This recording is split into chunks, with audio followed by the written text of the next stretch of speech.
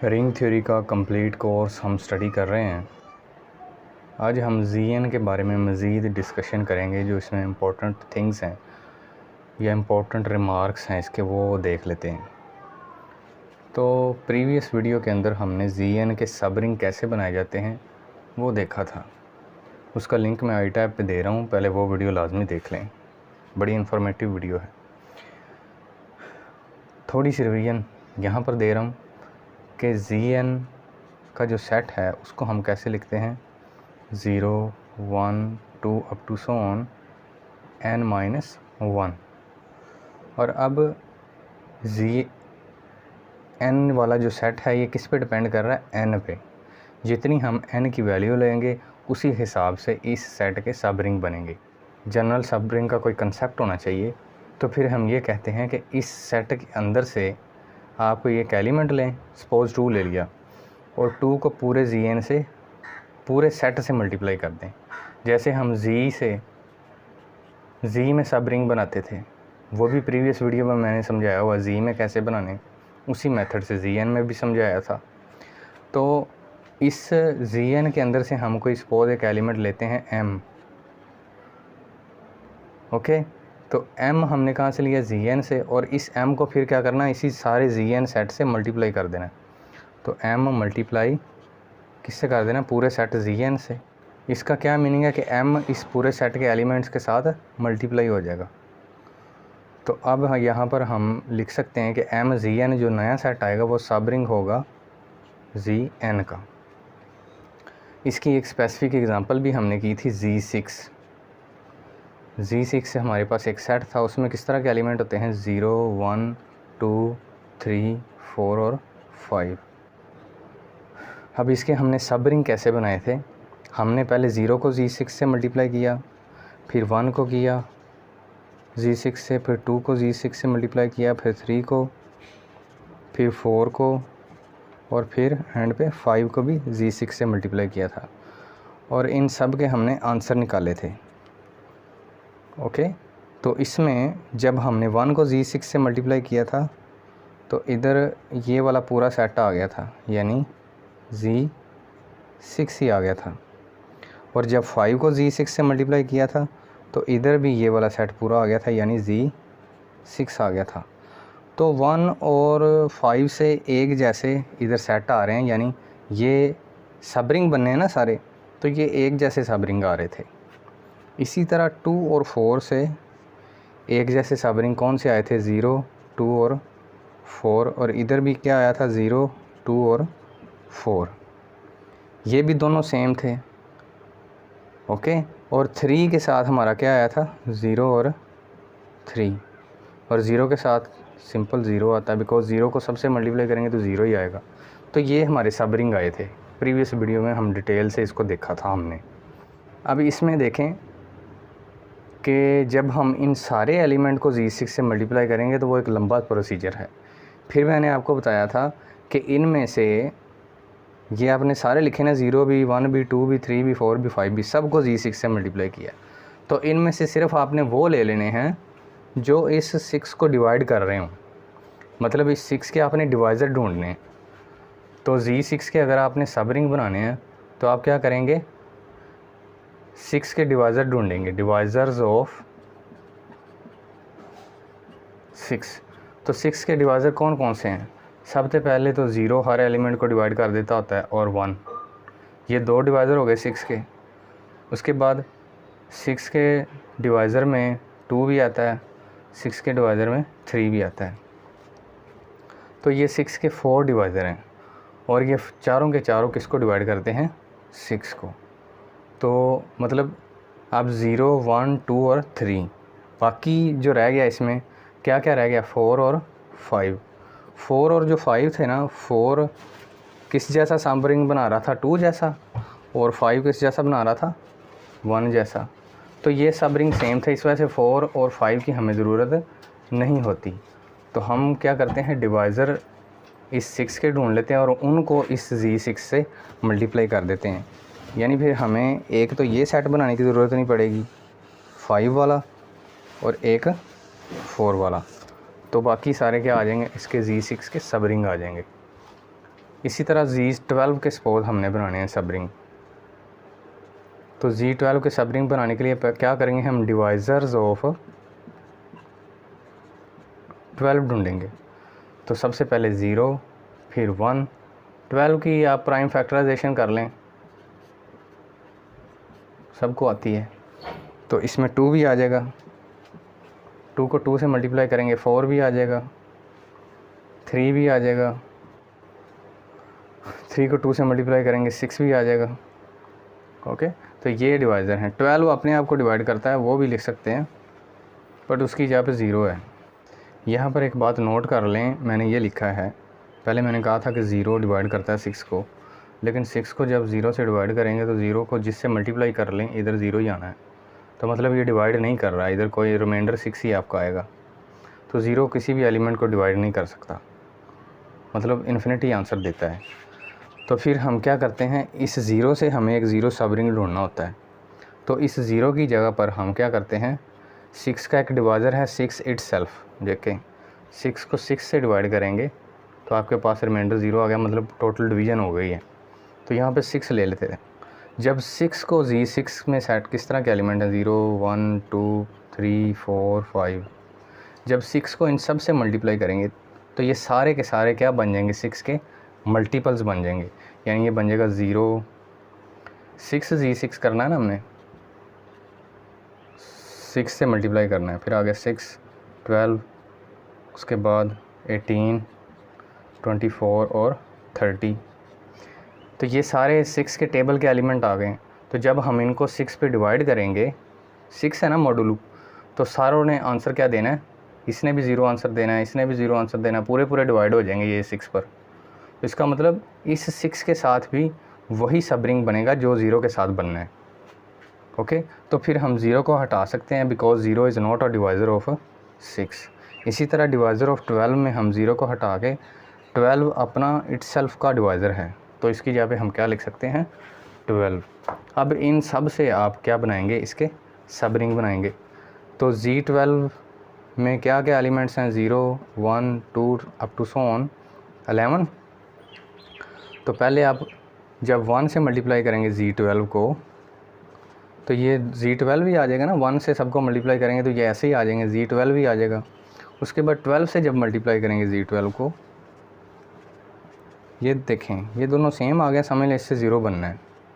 या 12 से सबको मल्टीप्लाई करेंगे, सारे 12 के मल्टीपल आ जाएंगे, और जब 12 पे डिवाइड होंगे तो रिमाइंडर क्या देंगे, 0, तो ये 0 आ जाएगा।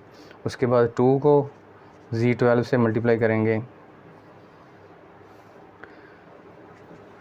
तो ये क्या आएगा, सबको 2, तो ये आएगा 0 2 4 6 8 और 10।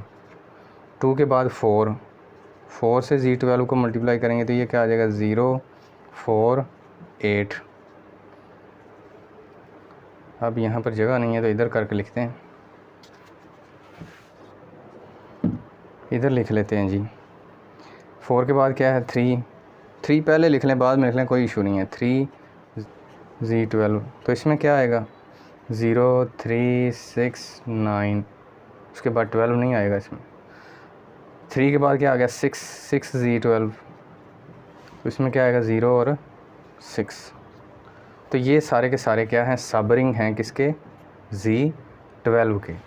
और 12 Z12 को हमने पहले ही लिख लिया है, यानी 1 हर एलिमेंट को डिवाइड करता है और वो एलिमेंट खुद भी अपने आप को डिवाइड करता है। पहले इन दोनों से आप निकाल लिया करें।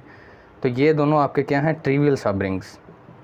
ट्रिवियल सब रिंग की भी मैंने टाइप्स ऑफ सब रिंग वाली वीडियो में इसको कंप्लीट समझाया हुआ है, वो वीडियो देख लें, लिंक आई टैब पे दे देता हूँ।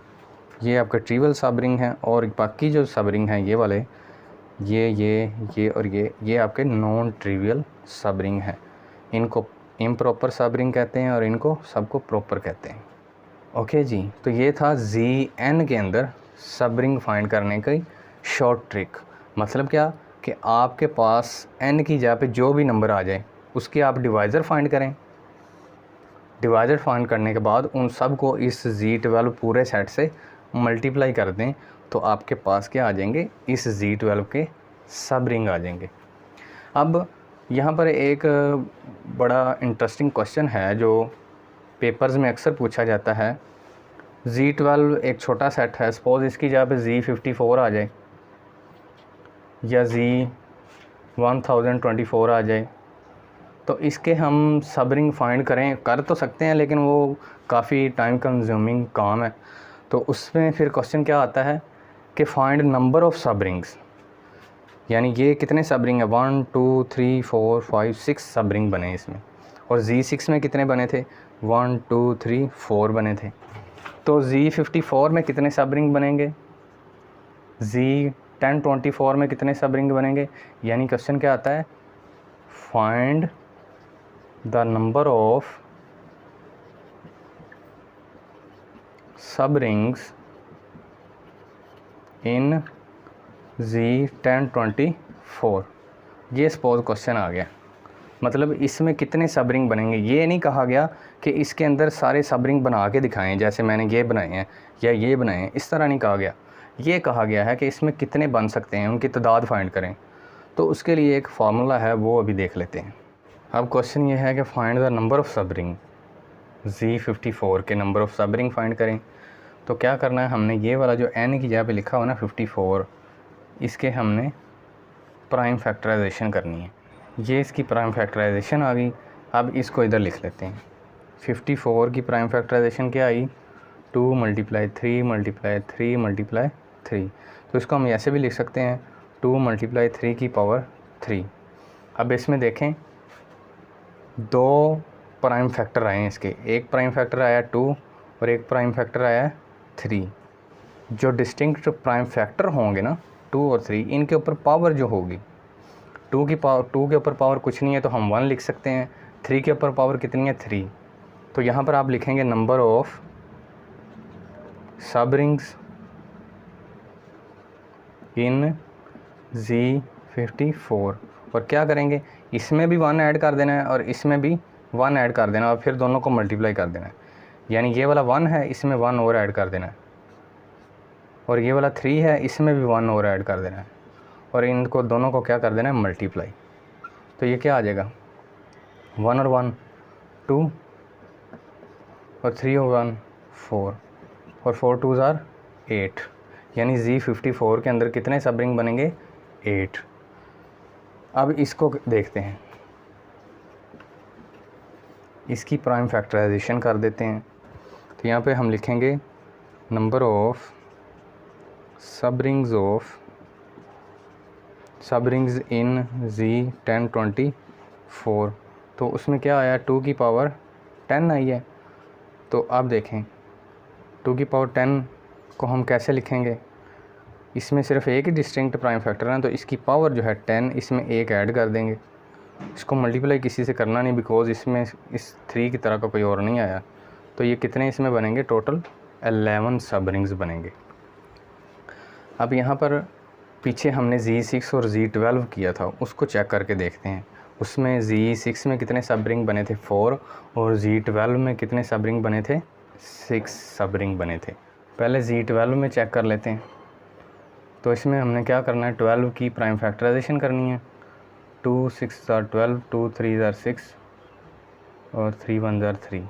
इसमें क्या आ गया, नंबर ऑफ सब रिंग्स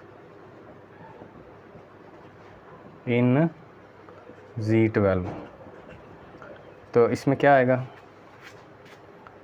पहले इधर लिख लेते हैं, 2 की पावर 2 आ गई ये वाली, और ये 3 की पावर कितनी आ गई, 1। ओके, तो अब जो प्राइम डिवाइज़र की पावर है उसमें एक ऐड करना है, और 3 की पावर कितनी है, 1, इसमें भी एक ऐड करना है, और इन दोनों को क्या करना है, मल्टीप्लाई। 2 और 1 3, 1 और 1 2, तो ये कितना आंसर आ गया, 6। अब Z12 के अंदर अभी हमने सब रिंग बनाए थे और वो कितने बने थे, 6 सब रिंग बने थे। तो ये मेथड है कि नंबर ऑफ़ सब रिंग हम Zn के सेट के, इंटीजर्स मॉडुलो n के सेट के नंबर ऑफ़ सब रिंग कैसे फाइंड कर सकते हैं। अगर ये क्वेश्चन आ जाए नंबर ऑफ़ सब रिंग इन Z, सिर्फ Z आए, तो ये तो इंटीजर्स हैं, इंटीजर्स के नंबर ऑफ़ सब रिंग कितने होते हैं, इनफाइनाइट। इंटीजर का एक ही सेट होता है, क्या होता है set, 0 +- 1 +- 2 up to so on. इसमें n तो नहीं ना लिखा हुआ, और ये वाला जो सेट है इंटीजर मोड n, ये वाला सेट किस पे डिपेंड करता है, n पे। n की वैल्यू चेंज करेंगे सेट आपका चेंज हो जाएगा।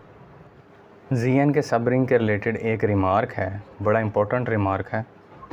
जब हम Zn के सब रिंग फाइंड कर रहे होते हैं तो उसमें कैलकुलेशन और इजी हो जाती है। क्या रिमार्क है जी, if n is prime number